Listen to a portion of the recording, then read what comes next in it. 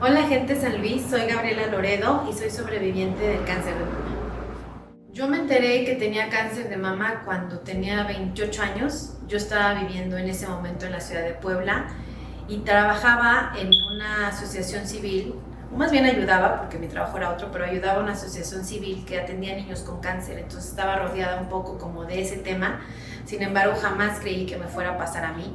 Y fueron ellos quienes me ayudaron a determinar mi diagnóstico o a decirme mi diagnóstico real. Y todo esto empieza porque yo bañándome, sin hacerme ninguna autoexploración, porque la verdad es que no lo estaba haciendo, sino más bien era un tema de estarme bañando, detecté un bulto en mi seno izquierdo. Y eso me llevó a cuestionarme, decir, híjole, ¿será que es algo malo? ¿Será que es algo que me tengo que atender? De inicio creí que no, lo dejé pasar un par de semanas. Sin embargo, por el hecho de estar rodeada justo en esta asociación de historias que a mí me hacían darme cuenta que si lo detectas a tiempo o te atiendes a tiempo, el final puede ser distinto, fue lo que me impulsó a acercarme con ellos, a preguntarles. Me hicieron un ultrasonido. Al momento de darme los resultados del ultrasonido, me comentan que tienen que hacer una biopsia para descartar o para determinar si esto es malo o es bueno, es maligno o benigno el tumor. Y finalmente me dan los resultados ellos mismos, me citan, me lo platican y prácticamente fue la peor noticia que he recibido en mi vida, o una de las peores noticias que he recibido en mi vida, porque tienes mucho miedo en ese momento. O sea, la verdad es que escuchar cáncer lo relacionas con muerte. Y fue así que me avisan, o sea, literal, me dijeron, Gaby, tienes cáncer de mama, estás muy a tiempo para poderte atender, pero ahí es algo que hay que atender. La noticia, ¿cómo la recibe mi familia? Creo que fue un poco difícil, claro, para todos. O sea, también algo importante que quiero compartirles es que yo de inicio no le conté a mi familia, porque yo en ese momento tenía tanto miedo, tanta incertidumbre, que no sabía si decirles. Como les recuerdo, yo estaba viviendo en otra ciudad, entonces eso hacía que me angustiaba más saber que mi mamá se podría preocupar de más y que no estábamos juntas, no estábamos cerca una con la otra, que eso me ponía mucho más de nervios y mucho más con incertidumbre, con preocupaciones, que en su momento preferí primero ver cómo iban a pasar las cosas, ver qué decisiones iba a estar tomando, ver qué tratamientos iba a estar tomando, para después ya decirle, ¿sabes qué, mamá? Estoy en esta situación, me está pasando esto. ¿Qué sí le dije? Recuerdo que le platiqué, oye mamá, yo creo que me regreso en algún par de meses a San Luis. Estoy con un tema de salud que prefiero pasarlo acompañada de ti en casa. La decisión ya está tomada, lo único es que me quiero esperar a ese tiempo, porque yo estaba tomando un diplomado en ese entonces y la verdad es que lo disfrutaba, era algo que me llenaba muchísimo. Era un diplomado de psicología positiva y que yo estaba decidida a terminarlo, y no me arrepiento porque creo que fue algo que me nutrió muchísimo, me preparó también de manera profesional mucho, y que me acercó personas muy importantes y claves para ese proceso de mi vida. En su momento mi coach, que era quien estaba dando el diplomado, y una compañera que se convirtió en mi amiga del alma ahí, que estaba conmigo en el diplomado, fueron dos personas importantísimas para ese proceso. Entonces yo dije, quiero terminarlo, y cuando termine me regreso a San Luis. Pero en ese mismo inter pasaron varias cosas bien particulares, porque que fueron también las cosas que me impulsaron a regresar y no dudarlo en ningún momento. Porque estando allá también me ofrecían el quedarme en un trabajo que me estaban ofreciendo, en donde me ponían absolutamente todo. O sea, me ponían departamento, me ponían auto, me ofrecían un buen sueldo. Y lo que yo estaba clara era, o sea, nada de esto va a darme la paz y la tranquilidad de compartir esto en casa y vivirlo con mi familia.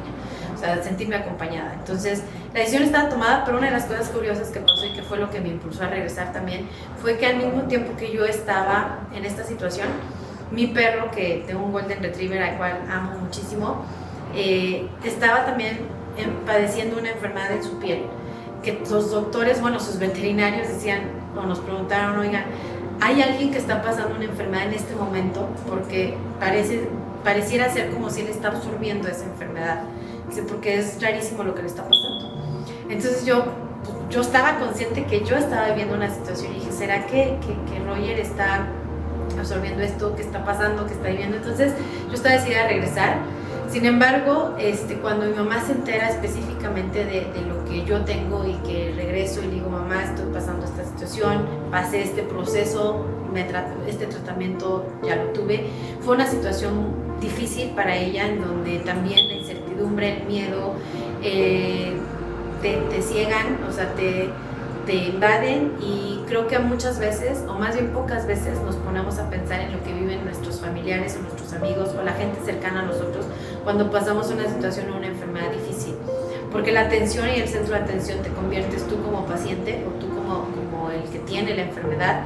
Sin embargo, también es una situación que puede cambiar la vida de los que están a tu alrededor, por las condiciones, por las situaciones, por el miedo que puedes llegar a sentir, por incluso los tratamientos y el proceso difícil que pasas y doloroso.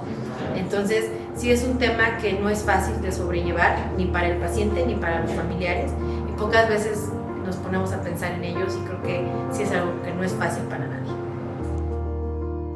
El tratamiento que yo tuve fue, de entrada, cambio de hábitos, o sea, sí fueron recomendaciones que me hicieron tanto los doctores como de las cosas que te vas informando, pero específicamente tratamiento clínico, por así llamarlo. Tuve un par de quimioterapias y también viví una radioterapia.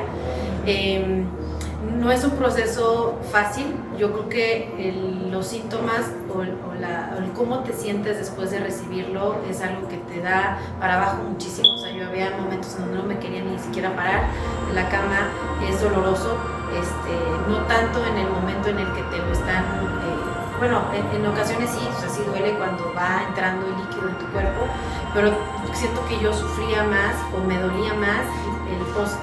Es decir, lo que pasaba después de tener una quimio o de tener una radio, son distintas. La quimio es algo que te inyectan directamente a la vena, y bueno, estás conectada en un aparatito en donde va pasando ese líquido y puedes estar un buen rato ahí.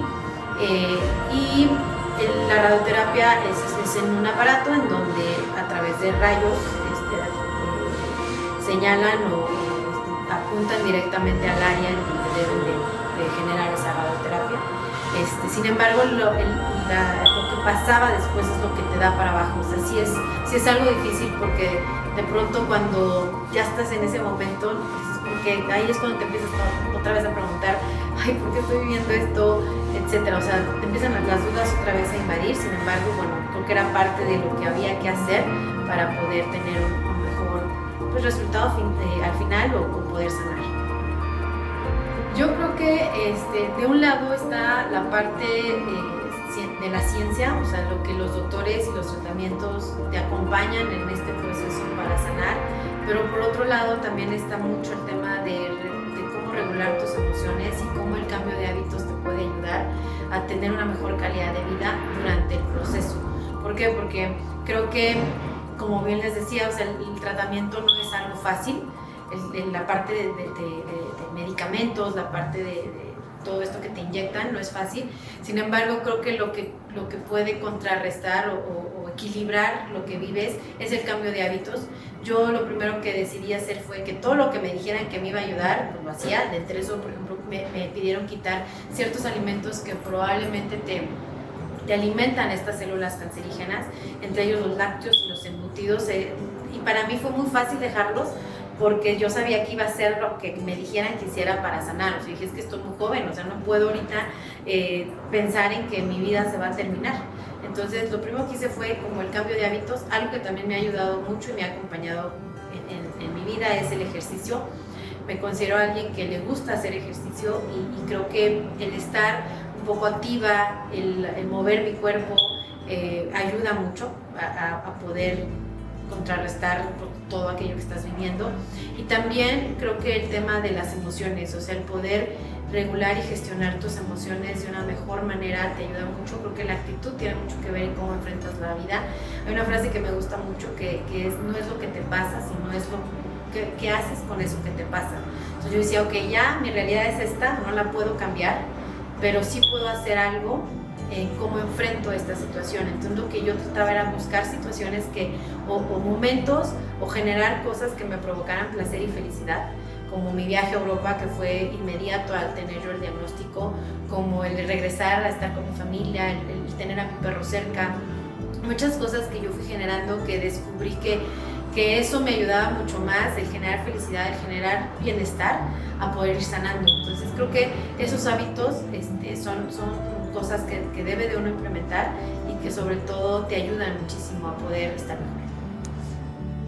Yo creo que en mi historia hay una persona clave que en su momento se convirtió en mi mejor compañera en ese proceso, y que yo estoy convencida que el universo, Dios, la vida, te pone a las personas correctas en el momento correcto. Y fue mi caso, o sea, cuando yo estaba en Puebla, rentaba una casa y la rentera tenía cáncer de mama. Y para mí era evidente saber eso porque ella no tenía uno de sus senos. Entonces, cuando a mí me avisan o me confirman mi diagnóstico, lo primero que hice fue correr a casa de Lola, que vivía en una misma privada donde yo tenía la casa. Y le dije, Lola, tengo cáncer, o sea, no, me voy a morir. O sea, me recuerdo perfecto que fue lo primero que le dije, y me sentó en su sala. Me dijo, a ver, tranquila, cuéntame qué está pasando. Pero ella se convirtió en un elemento muy importante porque fue la persona que me guió. Yo creo que el hecho de que ella pasó una situación similar me dio mucha tranquilidad el saber que su historia estaba siendo para mí un antecedente que me podía dar claridad en ciertas cosas. Fue alguien que despejó muchas dudas, fue alguien que me enseñó muchísimo, que me aconsejó, que me fue guiando, sobre todo en un proceso en donde yo particularmente esos primeros 3 meses estaba muy sola todavía, porque no estaba con mi familia. Entonces Lola se convirtió en la mejor consejera que pude yo haber tenido. Yo siempre he dicho que Lola fue mi ángel en ese momento, fue quien me guió, que me ayudó, y que finalmente me dio un regalo de la vida, porque cuando yo decido regresar a San Luis, que voy a despedirme, recuerdo que ella me dio un regalo, me dio una cajita con un turbante, porque me dice, si lo necesitas, quiero que tengas y me dio una pulsera y me dio una carta que ella escribió, a puño y letra. O sea, eran hojas interminables de esa carta, pero que vale la pena cada palabra que ella escribió ahí, porque creo que me hizo sentir acompañada, me dio consejos que a ella le sirvieron. O sea, ella dice, a mí me hubiera gustado que alguien me hubiera aconsejado, hubiera estado ahí para mí y me hubiera dicho todas estas cosas que yo te estoy plasmando aquí, porque yo estaba aterrada, tenía mucho miedo, me decía Lola, y cuando te enfrentas a esto piensas lo peor. Sin embargo, te vas fogueando, te vas acostumbrando a que no estás sola, y que aparte te puedes ir informando de muchas cosas. Y entonces cada uno de esos consejos, seguramente van a poder tener la oportunidad de tener acceso a esta hermosa carta a través de la revista. Sin embargo, creo que todos los consejos que me dio fueron algo que me alimentó muchísimo, que me llenó de esperanza. La verdad es que me generó mucha esperanza, mucha fe de saber que todo iba a estar bien, y que tenía que buscar solamente el darle la vuelta a esto, el ver cómo esto me iba a ayudar, cómo esto me iba a hacer más fuerte. Pero algo que fue clave, que venía en esa carta, fue que uno de esos consejos que para mí son vitales en cualquier problema que tengas en la vida es rodearte de la gente que te sume a tu vida, de la gente que te ayude y de la gente que te haga sentir bien y acompañado, para que esto sea más que lo puedas sobrellevar. ¿Cómo veo la vida después de esto? Híjole, yo creo que son cosas o situaciones que la vida te presenta y que te hacen más fuerte, sin duda. Te ayudan a ver la vida de manera distinta, a apreciar lo que dejas de observar en la rutina, en la vida cotidiana, porque te vuelves una persona mucho más sensible, mucho más capaz de poder reconocer y valorar todas aquellas cosas que tienes a tu alrededor, por mínimas que sean. O sea, creo que yo ahorita me considero alguien que ama mucho la vida. Me han pasado varias situaciones a raíz de eso, y creo que han sido simplemente pruebas que te ayudan a ver que la vida se puede ir en un momento, o de un momento a otro puede cambiar.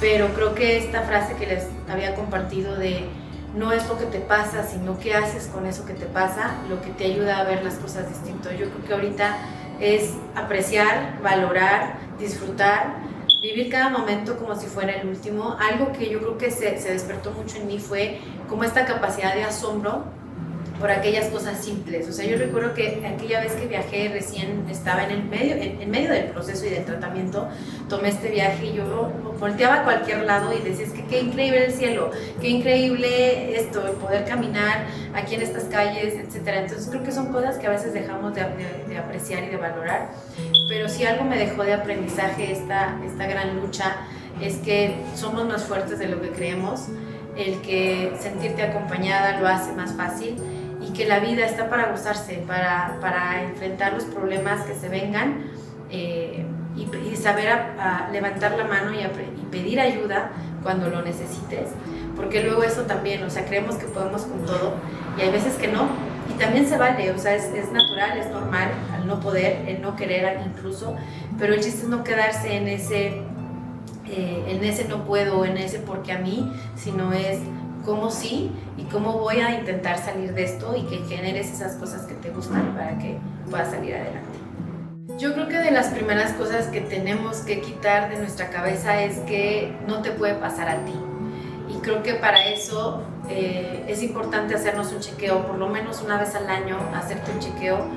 Yo a raíz de esa situación, mi regalo de cumpleaños, o sea, mi autorregalo de cumpleaños es que en junio siempre me hago un chequeo general para ver cómo estoy, y no solamente en tema de mi antecedente, sino revisar cómo estoy en general, porque, bueno, a raíz de eso yo sé que soy una persona que constantemente me tengo que estar revisando para estar descartando cualquier situación o cualquier recaída o etcétera.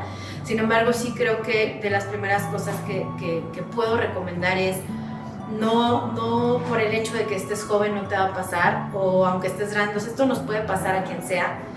Creo que como mujer, el autoexplorarte, el conocer tu cuerpo, el identificar si algo malo está pasando, el aprender a acercarte y pedir ayuda cuando algo detectes o algo no esté, o sea, no tengas miedo. Creo que es normal, más bien que ese miedo no te detenga a poder acercarte con profesionistas a que te ayuden a salir de una incertidumbre o tener algo más certero.